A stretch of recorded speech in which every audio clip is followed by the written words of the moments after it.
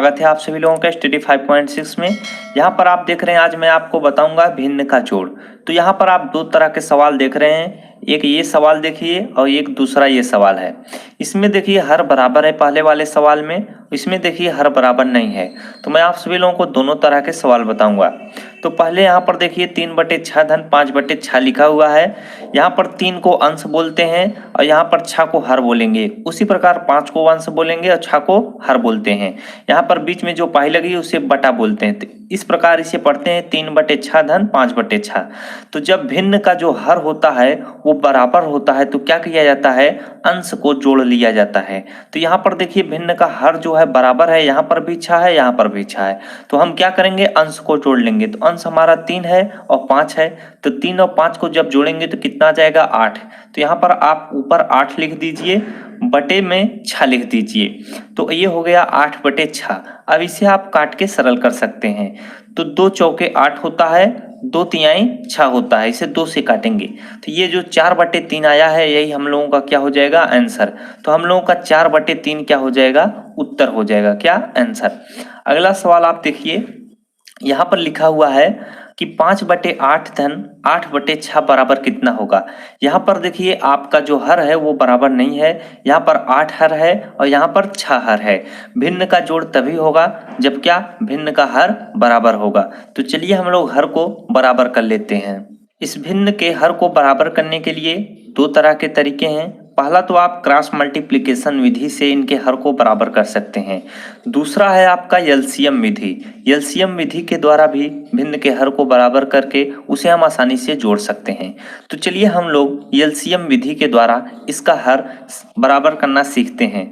तो एलसीएम विधि के द्वारा आपको क्या करना होगा, जो यहाँ पर हर है 8 और 6 को यहाँ पर लिख लेना होगा। तो यहाँ पर देखिए सबसे छोट 6 है तो सबसे छोट यहाँ पर 6 को आप लिख लीजिए, यहाँ पर 6 लिख लीजिए और इसके बाद यहाँ पर जो 8 है उसको यहाँ पर लिख लीजिए।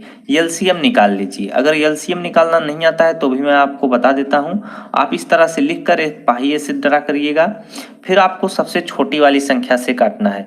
बहुत से लोग क्या करते हैं, जो संख्या आती है उसी से काट देते हैं। वो तरीका गलत है, आंसर भले उन लोगों का आ जाता है। तो पहले आप 2 से काटिएगा। 2 तिहाई 6 होता है, 2 चौके कितना होता है, 8 होता है। इसे 2 से काट दिए। फिर आपको क्या करना है, 2 से काटना है। जब 2 से काटेंगे तो 3 नहीं कटेगा, तो 3 को उसी तरह यहाँ पर लिख लेंगे। यहाँ पर फिर आपको 2 से काटेंगे तो 2 दूना कितना होता है, 4 होता है। अब भी देखिए 2 से आपको काटना होगा, क्योंकि 2 से कटेगा, 3 नहीं कटेगा।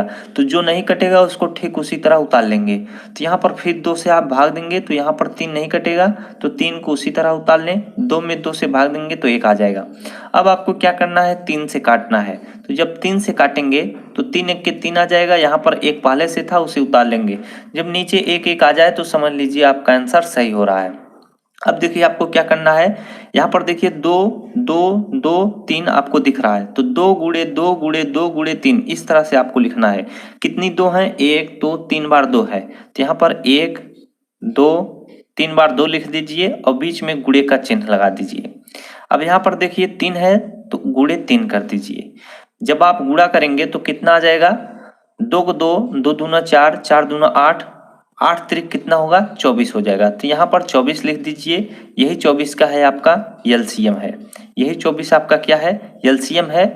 तो आपको क्या करना है, इस 24 को जो है यहाँ पर लिख लेना है। कैसे, वो मैं आपको बताता हूँ। यहाँ पर एक बटे का चिन्ह लगाइए। अब आपका जो हर है वो बराबर हो चुका है, यानी 8 6 का जब एलसीएम हम लोगों ने लिया तो 24 आ गया। यही 24 को हम लोग यहाँ पर लिख लेंगे, आसानी से यहाँ पर लिख लीजिए। अब आपको क्या करना है, 8 का पहाड़ा पढ़ना है तब तक जब तक कि 24 नहीं आ जाता। तो 8 का 8 त्रिक 24 होता है।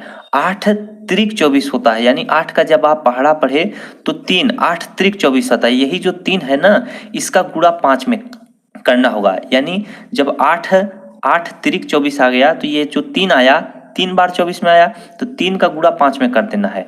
तो 3 पचे कितना होता है, 15 आता है। इस 15 को आप यहाँ पर लिख लीजिए। फिर आप देखिए आगे प्लस है तो प्लस का चिन्ह लगा लीजिए। फिर यहाँ पर आपको 6 का पहाड़ा पढ़ना है, कब तक, जब तक कि 24 नहीं आ जाता। तो 6 6 6 12 6 त्रिक 18 6 चौक 24, 6 चौक 24 आता है। अब इसे आप रफ कर दीजिए।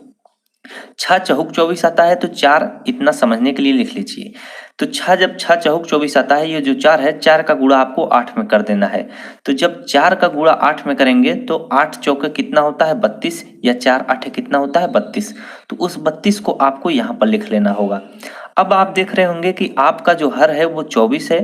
तो जब हर आपका बराबर रहता है तो अंश को जोड़ लिया जाता है। तो आप क्या करेंगे, 15 और 32 को जोड़ लेंगे। तो सबसे पहले इकाई वाले अंक को जोड़ लीजिए। यहाँ पर इकाई का अंक 2 है, यहाँ पर 5 है। तो 5 और 2 को जब आप जोड़ेंगे तो कितना हो जाएगा 7। उस 7 को आप लोग यहाँ पर लिख लीजिए। फिर आपको क्या करना है, दहाई के अंक को जोड़ लेना है। यहाँ पर 3 है, यहाँ पर 1 है। तो जब 1 और 3 जोड़ेंगे तो कितना हो जाएगा 4। तो यहाँ पर देखिए 47/24 आपको दिख रहा है। यही आपका क्या हो जाएगा, आंसर हो जाएगा। अगर आप इसे काटना चाहें तो काट के सरल भी कर सकते हैं। 47/24 का मतलब होता है 47/24। तो जब आप 24 एक्के 24 कर दीजिए, यहाँ पर जब आप काटेंगे तो 1.95 आ जाएगा। कितना, 1.95। यही आपका क्या हो जाएगा, आंसर हो जाएगा। वैसे 47/24 ही आपका सही उत्तर है। अगला प्रश्न है आपका भिन्न का घटाव है। यहाँ पर भी